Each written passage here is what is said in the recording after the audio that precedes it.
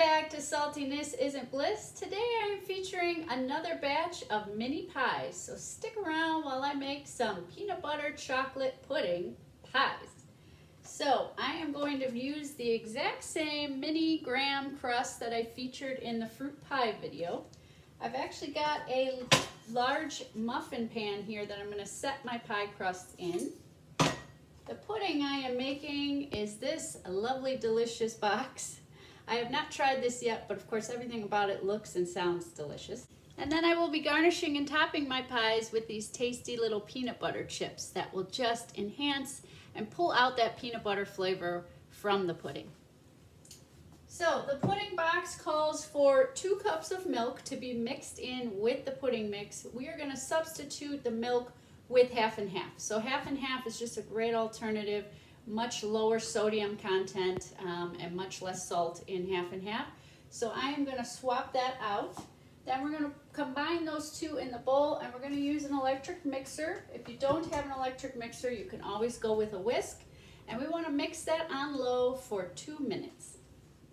Okay, so here is my peanut butter chocolate pudding mix. I'm going to dump that right in my bowl. Something like that. And here is my 2 cups of half and half going directly into the bowl.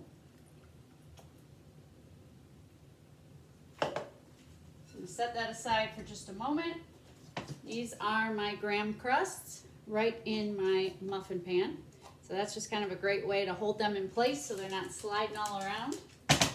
And now we're just going to set our mixer down in the bowl, turn it on, put it on low, and we're just going to mix this up just like this for the next 2 minutes, and then I'll be back. Okay, so there is my pudding mixture. After about, I did go an extra minute on that, so instead of mixing on low for 2 minutes, I actually got the mixer up to a speed of 4, which is still on the lower side. But I did go up just a little bit because we use that half and half. It doesn't want to thicken up as quickly as it would have with milk. So you may have to just tweak the mixing to go a little longer or mix a little higher, just so you can get that little bit of thickness in there. So when you're pouring it in your pie crust or putting it in your bowl, whatever you're doing with it, you don't have a melted ice cream liquid situation, but rather a thicker texture that's going to really resemble pudding more than ice cream. So let's get this into our pie crust. So luckily this bowl has a nice point on the end, so that will help. Just going to kind of fill it a little bit because I can always go back and add more. I just don't want to run out before I get all my crust filled.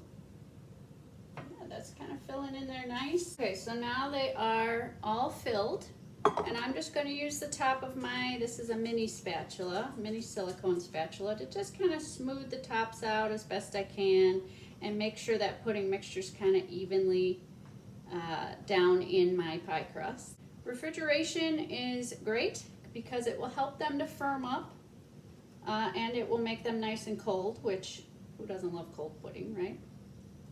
So we can eat these in just 5 minutes. So it really depends upon you as to how long you want to let them set before you eat them. But there's really no long waiting period. You can eat them almost right away.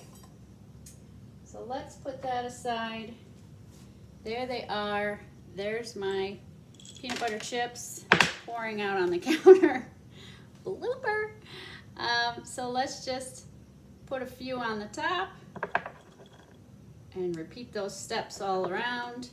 You can get as creative as you want with the toppings. So you can go with chocolate chips, nilla wafers, whipped cream, anything you have at home and would just be a great flavor addition to these tasty little pudding pies. So thanks so much for watching. See you next time.